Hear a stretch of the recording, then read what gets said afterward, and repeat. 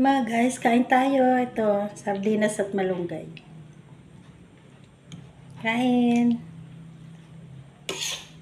Gutom na maghapon kasing walang laman yung aking tiyan ng kanin. Kaya ngayon, sabi ko, sardinas na may malunggay. Masarap naman sigurong ulam yun ngayon. Tapos mainit. Masustansya naman yung sardinas kasi may collagen yan. Tapos yung malunggay. Maraming vitamins. Kaya, o diba, simple lang pero alam nyo ba, itong malunggay na ito. Araw-araw, naglalaga ako nito. Ito ang pinakakape ko.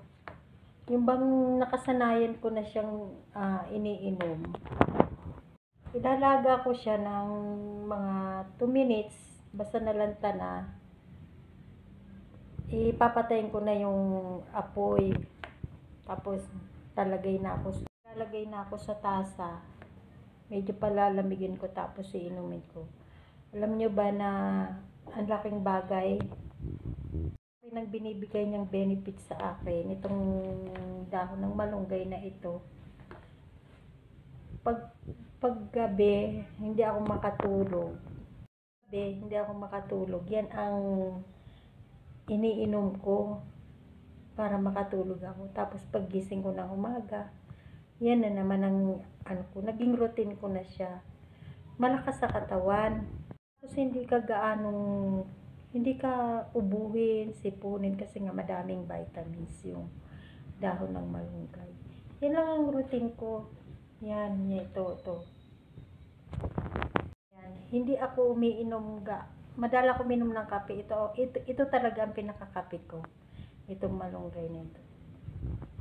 Best talaga to, masustansya. Yung iba kasi napapaitan, pero para lang siyang juice, i-try nyo na subukan ito.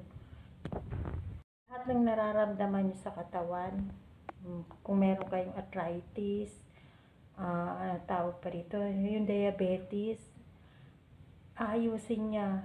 Maganda itong malunggay na ito. Try nyo mga beshi, maganda to.